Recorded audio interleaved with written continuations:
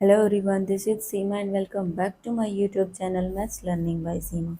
Dear students, today we will discuss about the topic sum function and divisor function. ये number theory का आपका एक topic है और यहाँ एग्जाम में डायरेक्ट क्वेश्चन पूछ लिए जाते हैं।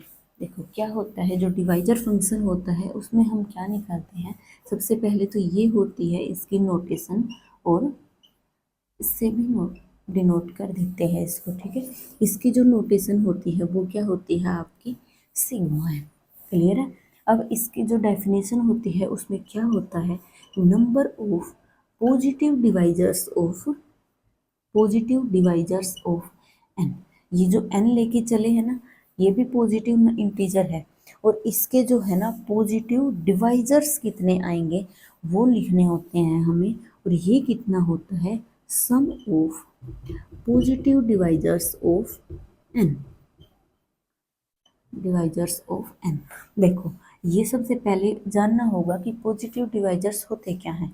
मान लिया आपके पास है 9, एन की वैल्यू आपने ले ली 9, तो 9 के पॉजिटिव डिवाइजर्स कौन कौन से होंगे। इसका मतलब क्या है कि कौन कौन से नंबर से ये पूरा पूरा डिवाइड हो रहा है।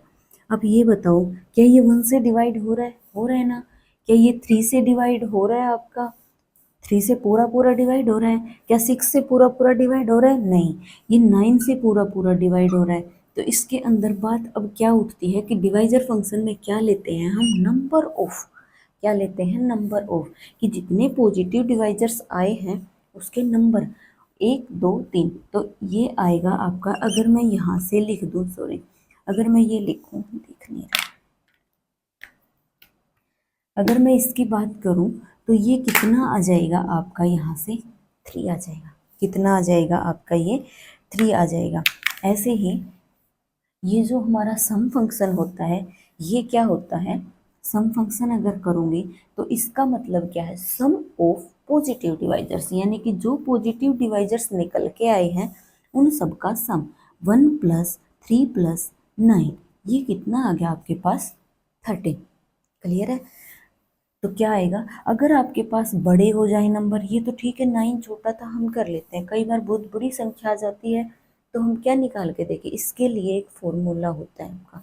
क्या होता है, फॉर्मूला होता है। देखो ये भी निकाल के देखेंगे फॉर्मूले से, इसलिए इनको यहाँ रख लेते हैं।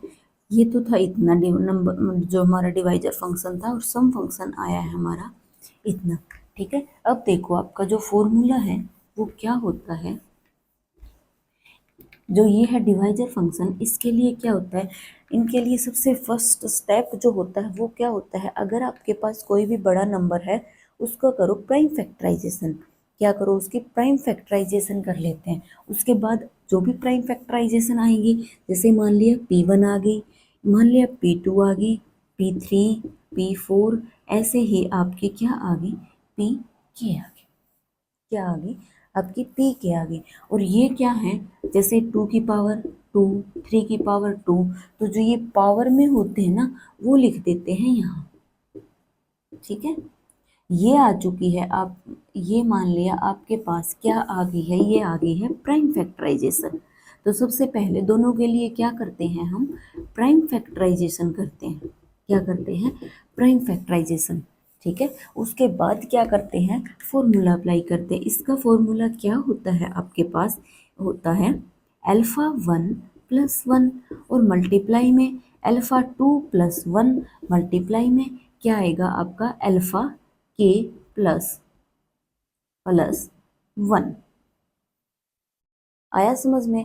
यानी कि कहने का मतलब क्या है, जो भी आपके पास पावर होती है उसमें एक ऐड करो और सबकी मल्टीप्लाई कर दो।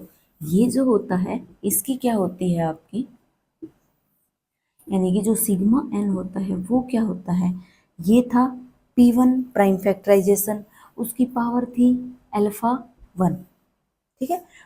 इसकी पावर में एक ऐड कर दो। क्या कर दो, पावर में एक ऐड कर दो। यहाँ भी पावर में ऐड करना है, लेकिन यहाँ पावर में ऐड करके मल्टीप्लाई करके आंसर आ जाएगा।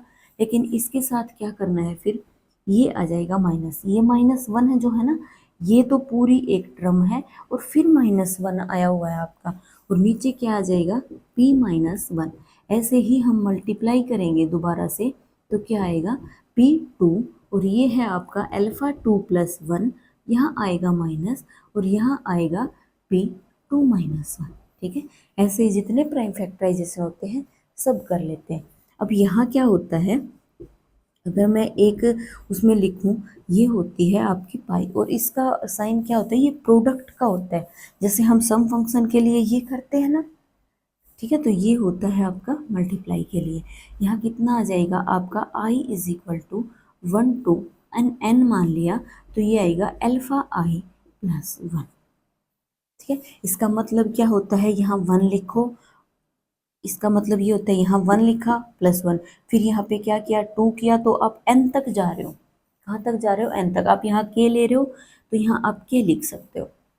क्लियर है। उसके बाद इसका क्या होता है, सिग्मा n लिखा, ये होता है पाई। ये है ना डायरेक्ट आपको एग्जाम में आ जाता है कई बार कि आप ये बताओ कि जो हमारा डिवाइजर फंक्शन होता है उसका फॉर्मूला होता क्या है। ठीक है, तो सबको ये तो पता होता है कि पावर में एक ऐड कर दो और सबकी मल्टीप्लाई कर दो तो आंसर आ जाता है, लेकिन ये भी याद रखने जरूरी होते हैं कि इनको कैसे लिखते कैसे हैं। क्लियर, इसको कैसे लिखते हैं, i इज इक्वल टू 1 2 आ जाएगा आपका n, या फिर आप k भी लिख सकते हो, ये आएगा P I alpha i plus 1 और यहाँ आ जाएगा माइनस 1 और ये आएगा पी आई माइनस का 1। आया समझ में। अब देखो क्वेश्चन करके हमने किसका किया था, n इज इक्वल टू 9 का किया था। यहाँ करके देखो 9 की प्राइम फैक्टराइजेशन कितनी आएगी आपकी, 3 का स्क्वायर। ठीक है, तो ये तो है P1 आपका 3 और अल्फा 1 है आपका 2। तो dn निकालने के लिए तो हमें सिर्फ क्या करना है, जो पावर है उसमें एक ऐड कर दो। पावर क्या है, तो और एक ऐड कर दो 3, तो आंसर आएगा 3। ये वाला 3 नहीं है, ये क्या है, जो पावर आई है ना हमारी उसमें एक ऐड किया हुआ है, तो इसका आंसर आएगा 3। और यहाँ भी देखो हमारा 3। ठीक है, ये हमने काउंट करके किया था। उसके बाद अगर ये निकालेंगे तो ये क्या था, P1 यानी कि 3 और इसकी पावर कितनी है 2, उसमें करेंगे एक ऐड यानी कि 3 की पावर 3 और इस पूरे में से करेंगे -1 और यहाँ करेंगे P1 कितना था 3 और ये आ जाएगा माइनस का 1। कितना आया आपका 27 -1/2 यानी कि 26/2। आंसर आ चुका आपका 13। सिग्मा n यानी कि सम फंक्शन जो है वो आ गया आपका 13। देखो हमने काउंट किया था वहां भी कितना आया था आपका 13 आया था।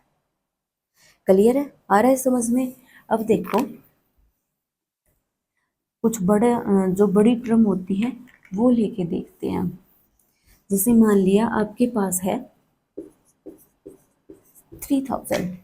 ठीक है, इसके करके देखते हैं। फर्स्ट स्टेप क्या है हमारा कि प्राइम फैक्टराइजेशन करो। प्राइम फैक्टराइजेशन अब कैसे करते हैं, ये देखो। ठीक है, ये किस पे गया 5, ऐसे करते हैं इनकी प्राइम फैक्टराइजेशन। देखो 5 कितने टाइम है, 3 टाइम। क्लियर है। उसके बाद 2 कितने टाइम है, 3 टाइम। उसके बाद 3 कितने टाइम है, सिर्फ 1। तो ये लिखो या ना लिखो, डजेंट मैटर। ठीक है, तो ये इसको क्या लिखते हैं हम, यानी कि ये जो नंबर है ना इसको हम इस टाइप से लिख सकते हैं। बात तो वही है, लेकिन यहाँ क्या कर चुके हैं हम, प्राइम फैक्टराइजेशन। ये भी प्राइम नंबर, ये भी प्राइम नंबर, ये भी प्राइम नंबर। इसको मान लेते हैं P1, इसको मान लेते हैं P2, इसको मान लेते हैं P3। ये है हमारी अल्फा 1 और ये है हमारी अल्फा 2 और ये है हमारी अल्फा 3। ठीक है, तो क्या करेंगे, जो हमारा फॉर्मूला क्या कहता है, अल्फा 1 + 1 जो पावर में है उसको एक ऐड कर दो। देखो 3 + 1 किया, ये पावर में है ये कर दो। ठीक है, अब ये तो आपको सब समझाने के लिए था। आपको सिर्फ करना क्या है, ये प्राइम फैक्टराइजेशन की ये आ गया सीधा। देखो पावर कितनी है, ये इसमें एक ऐड किया, इसमें एक ऐड किया, आंसर आ गया 32। क्लियर है। देखो ये जो डिवाइजर फंक्शन होता है तो बहुत ही इजी होता है। उसके बाद ये करेंगे, इसमें क्या आएगा हमारा, देखो जो पावर है उसमें एक ऐड करना है। सबसे पहले हम P1 ये लेके चलेंगे, ये आ गया हमारा 5, उसके बाद इसकी पावर है 4, ये आ गया -1, और ये 5 -1, 2 की 4 -1 और 2 -1, 3 की 2 -1 और 3 -1। इसको सोल्व कर लो, आपका आंसर आ जाएगा। देखो ये कितना होता है आपका, ये आ गया आपका 6 to 5 -1, और ये 5 -1 आ जाएगा आपका 4। यहाँ एक लेस करके लिख लो सीधा, 6 to 4/4। क्लियर है? उसके बाद यहाँ कितना आ जाएगा, 16 -1 15, और यहाँ कितना आएगा 2 -1 1, यहाँ कितना आ जाएगा 9 -1 8, और ये आ जाएगा 2। यहाँ से तो ये दोनों से हो जाएगा कैंसिल। ठीक है, इसकी और इसकी मल्टीप्लाई करके देखो कितना आंसर आएगा। 15 4,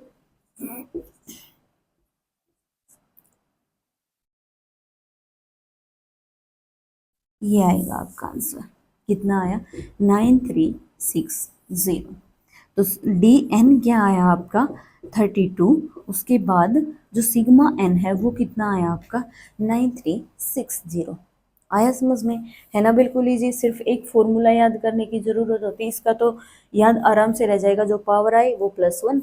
इसमें कंफ्यूजन ये होती है बच्चों को कि जो अल्फा +1 है उसके अंदर -1 करना है या -1 को कहाँ करना है।